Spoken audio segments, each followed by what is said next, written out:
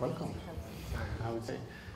Rickard Hyllenstam is my name. I'm from Stockholm, Sweden. Anyone else from Sweden here? So me and my colleague Lisa, okay. Well, if you take a swim across the sea, then you come to Sweden, right? I'm going to talk about insights. Anyone knows about insight already? Oh, everybody does. Okay, so this will be some kind of repetition for you then. I'm going to show what insight is, but also connected to eazyBI, of course, since nowadays have an integration to eazyBI, right? So first of all, we will go through what is insight and how can we use it, some use cases. Hopefully I'm able to give some demo for you as well. And then we'll summarize it and connect it to eazyBI to see how we can use our insight data and do some nice reporting. So Riada is founded in Sweden since 2005, so a bit older than eazyBI actually. We are a solution partner, platinum solution partner to Atlassian, also a partner to eazyBI, of course. So we have offices in Stockholm, Gothenburg, Malmö, and Nyköping out of Sweden. And we are around 40 consultants at the moment, and we have 70 partners for the Insight platform. So for those of you who doesn't know about Insight, so yet I need to show you this one because this is the Atlassian approach to ITSM. And as you know already, there are 4 processes in the ITIL, processes that are pink certified for Jira Service Desk, right? And when you combine it with all the other products, HipChat, Satisfaction, and Confluence, you get a really nice platform for dealing with ITSM. But we also know sometimes we miss the connection to assets, because in Jira everything is about issues, right? And we don't have the assets. We can make some custom fields, but it's not really everything we need. So sometimes we have incidents, service requests, problems, changes that are connected to assets like hosts, computers, laptops, devices, even human beings. Anything that isn't issues are assets, we used to say. So we want to extend this picture and put assets in the middle, of course. And we do that by adding Insight as our platform for asset management. And by doing this, we go from 4 processes in the ITIL, among the ITIL processes, to 7. Because with Insight and Jira Service Desk, we can also accomplish asset management, service asset configuration management, and service catalog management, apart from the 4 others, right? So I'm going to jump into Jira and Insight and show you how we can deal with Insight and incident management. And then I'll come back to the slides to give you some more details about what Insight is and how it works. So let's see if this works nicely with one hand.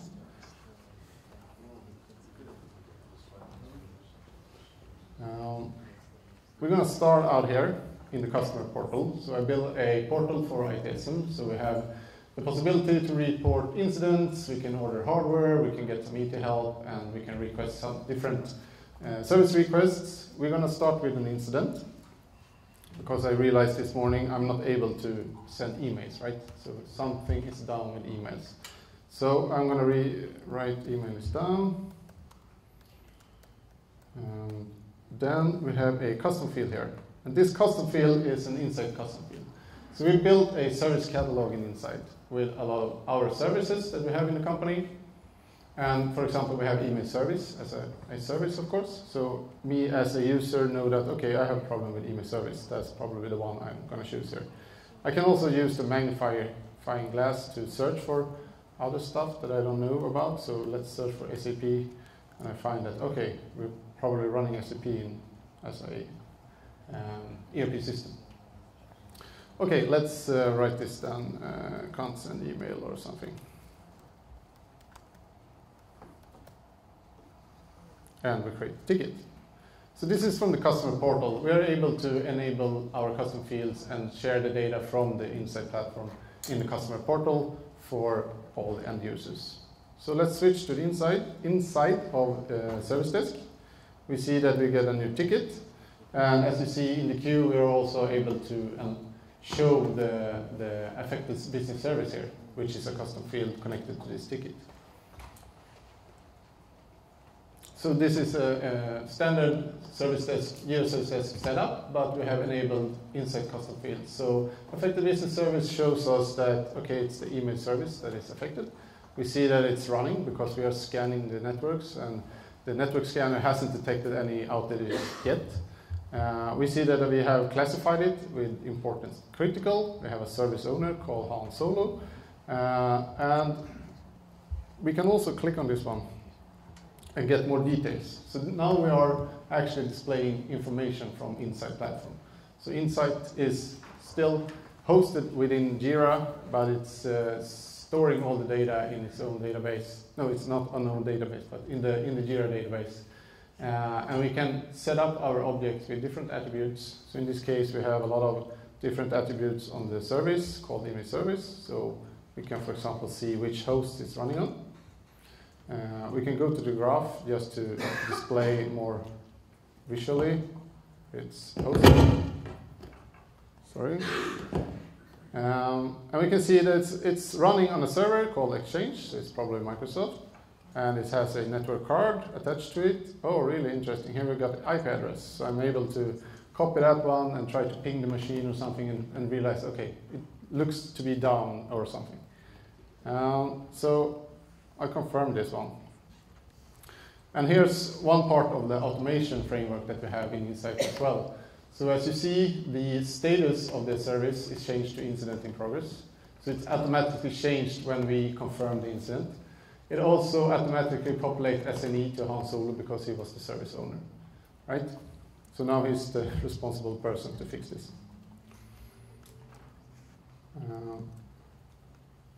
Yeah, we're going to show how it looks in the background as well. So this is our schema. So we call everything schemas, and schemas contains all objects, and objects can have attributes, and objects can also have relations to other objects, references. So we built this service catalog with objects. The object itself has attributes of different kinds. So here you can have datetimes, text, emails, other object references, back and forth.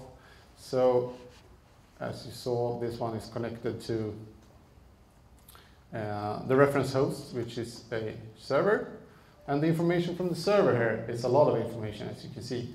This is information we have scanned on the network. So we have a separate program that you can use to scan the network to get all the information in an XML, nice XML file, which you then import into Insight platform. So this is stored next to our business catalog. So we go to Discovery Assets, and we can see here we have the hosts. And we have all the asset details, which is a lot of details. So you can configure exactly what you want to scan or not. But this is a full scan, so it imports basically everything, like patches and stuff that's applied to service, etc. Okay, let's go back here. So nowadays, Insight is not just one product, it's more or less a platform. So we have Insight Core in the middle. It's actually released 5.5 just a couple of days ago. I think there's some other apps in the marketplace that are releasing like every day, but Riada is next on the list, like releasing a couple of times per month at least. So Insight Core, the platform, is on 5.5. Then we have Discovery, which is the scanning software that scans the networks to collect the data. We have Insight Atlassian environments. I don't know if you have tried it, but you should. If you're a Jira admin, you would love it. It collects all the configuration from Jira and puts it into Insight, which makes it a lot easier to visualize all the relations between screens and schemes and everything that is behind the Jira, right? It's really hard to find, for example, screens that is not used anymore in projects without going through the whole list of screens. But with Insight and these Atlassian environments, you can do that. Just import it, and then you can query Insight for information on screens that is not used in any projects. We also have an integration to Tempo, where you can import all the Tempo accounts and data from Tempo. And we have the Insight for Confluence, a macro similar to the Jira macro in Confluence. So you can actually write your documentation, wiki pages, and then you can display Insight information from into Confluence. Really nice. What else is included in Insight? Well, you get your CMDB in Jira, so you have one single source of truth, right? So we have a quite huge extensive import framework where you can import from different sources, because we know that you have all your information in many different systems, right?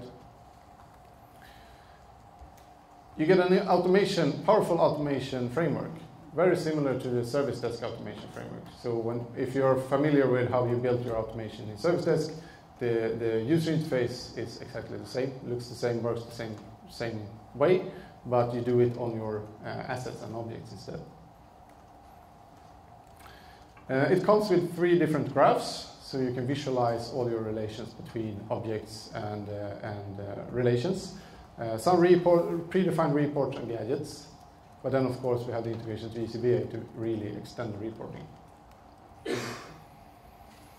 And an open API.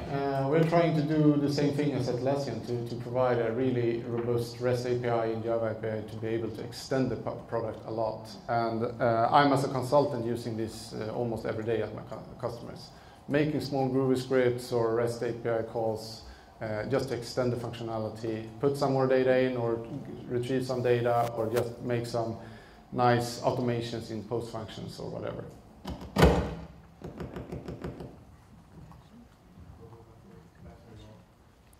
It says it's a full battery, but okay. What also comes with Insight is the powerful custom fields. Because you have all this nice data in Insight and you have all the nice data in Jira, you also need to be able to display everything in Jira tickets. So we put some efforts on the custom fields, which are supporting service desk, supporting Jira Core, Jira software, and also supports the customer portal, as you saw. And there's a lot of configuration behind this. For example, you have an attribute filter where we have created a IQL language, which is Insight Query language. Works similar to JQL, of course, which makes it a lot very configurable. So you can use your fields in many places and just choose what data should be displayed and used in different screens in Jira. Try to hold this still. We also focus on cascading because we know that all our objects have a lot of references. So it would be nice to be able to use cascading in the Jira interface as well. So here we see that we have an affected hardware, and depending on what I'm choosing for type of hardware, I get the affected applications, and then I switch to another hardware, I get new applications, and the applications have related add-ons, of course. And you can just, your imagination is the limit here. I mean, you can use, for example, offices, people, countries, etc., and make this cascading in unlimited ways. And as I said, we last year at least, or the latest year, focused a lot on the import interface or a framework for importing, because we know that we have many sources where we like to import information. So we have a native database import that can import from any database source. The CSV import is, of course, the most used one, because you can get your information from anywhere into a CSV file and then import it into Insight. And then, as you can see, we are creating more and more of these small import add-ons to the Insight platform. And since we have this API, you can also create your own, actually. There are some guidelines on our documentation page, how you create your own import interface, if you like. So I'm going to show you one more case where we use Insight and Jira Service Desk. In this case, it's a service request. So we go back to the portal. And I had a order hardware, or hardware order. And here we're using the cascading functionality. So I'm going to buy a new computer, because this one is almost 2 years now. So I choose the computer, and then I get the different models available to be purchased in my company. So yeah, I'm gonna switch to Dell. I think that might be nice. I can also choose if I want to buy this for a colleague, or if I'm a manager, I can buy it for my employees. So here's also a part of the automation. As you see, this one goes directly to waiting for approval, and the Riada manager is added to the approval list. This is fetched from Insight, because I'm connected to an office where I have a manager, which is called Riada manager, and that person is automatically populated into the approval field So we're using Jira Service Desk standard approval feature, but extend it with insight information to make this more automatic.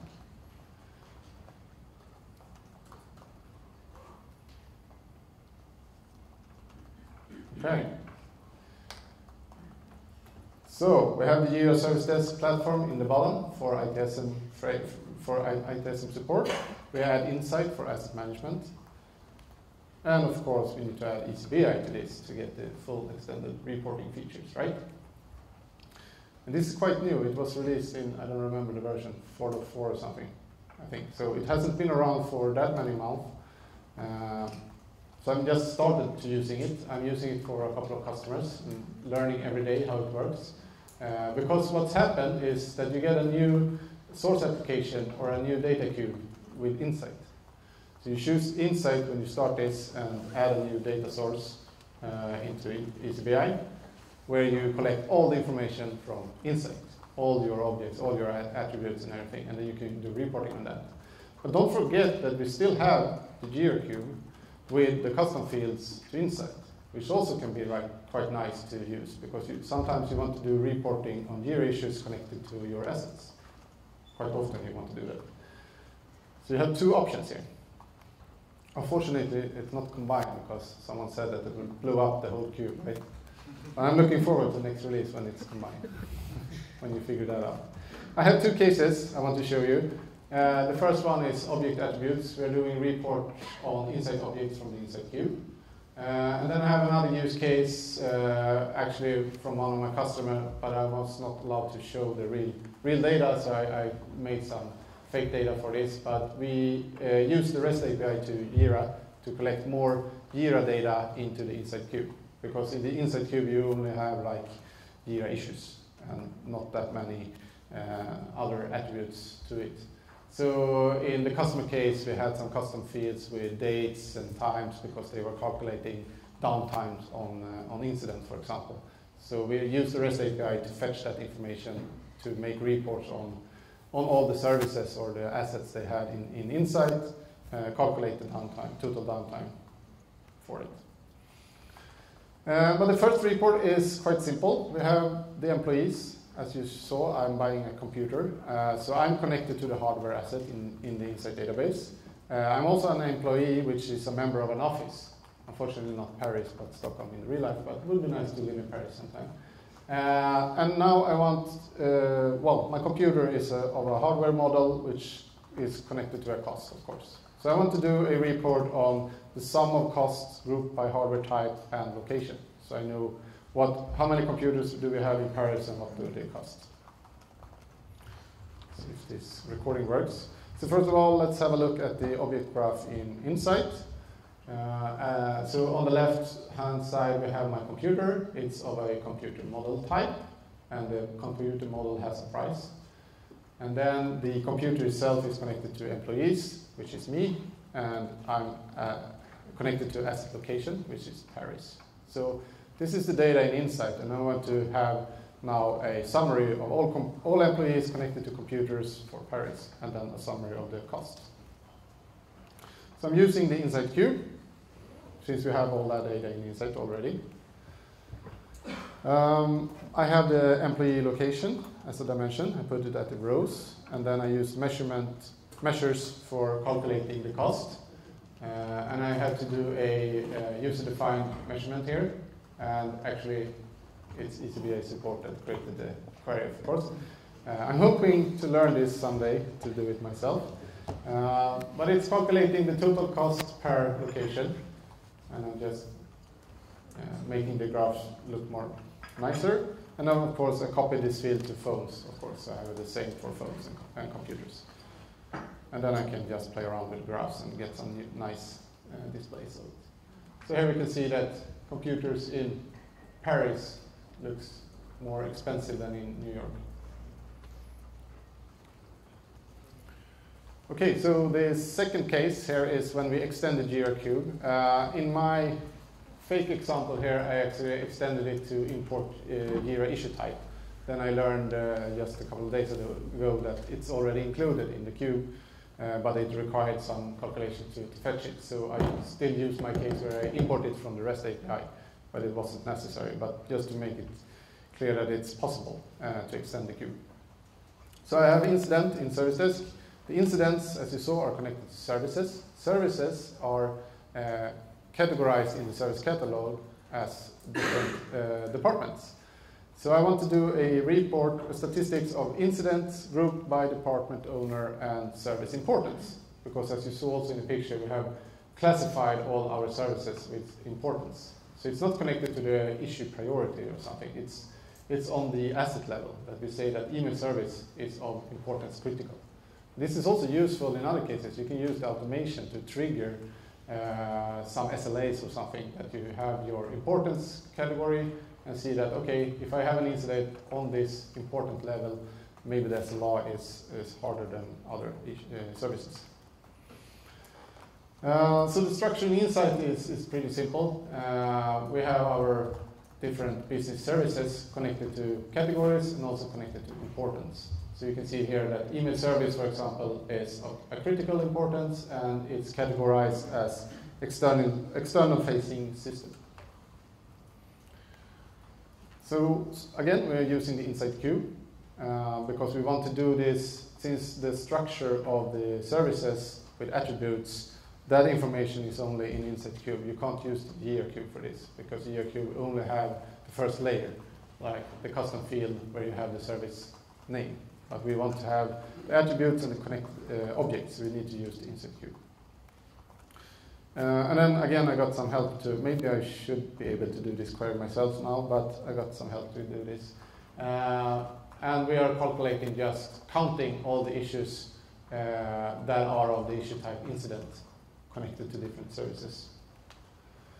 So out of that, we were able to do this kind of report. So we can see that, okay, total number of issues, number of incident, problems, service requests on different service category and also on different service importance. So this is pretty similar to my customer case where he actually wanted to have downtime instead. So they're calculating downtime. They have a start date and end date on each incident, which is manually set. And then they calculate the diff between them. And then we want to visualize how much downtime do we have per service, per category, per importance. So it's a similar report that we do for that customer. I think I managed to keep the time, right? Thank you.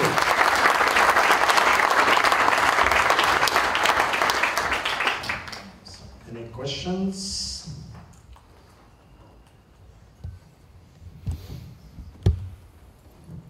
I'm very interested in the service catalog piece that you talked about. Do you have the ability to talk about impacted services? So you've got the core services down, and we're trying to figure out how, where we have like maybe secondary services that are impacted by a primary service outage. Do you guys have any thoughts about maybe how to build relationships like downstream? Absolutely. I mean, in my example, there was a manual built-up service catalog, but it was connected to the host, for example, and the host was imported by scanning software. So depending on your layers and how much information you can import, we should first import some base data, and then we build the hierarchy or the relations. So yeah, maybe we can have a look later today or tomorrow and discuss this in detail. Any other question? I had a question. So Insight is very flexible. You can put a lot of data in. So what is the most surprising use case? What data have been collected in Insight? Do you remember? Can you share some creative way? What the customers? Well, surprising is one funny case is that they use Service Desk and Insight for reporting, like, okay, in this conference room we have a flower that needs water, for example. So they have the flower in Insight, and then you can go to Service Desk and report a ticket that you need to put some water in the flower. It's actually used as one of my customers. I like that one. Another one is, I'm not sure if you've seen it, but I think it was Valiantis made a skill management use case in Insight. So they are having a lot of consultants with a lot of different skills, of course. So they mapped everything into Insight and using Insight to find the right consultant for the right mission. So I have a lot of cases where it's not going to do Jira or software or anything. Thank you. So one more question.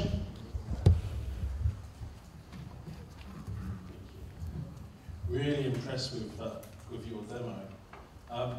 We have been looking at how we can manage life cycle management, and we've been looking at Insight. Could we use Insight for doing just that? I would say yes, of course.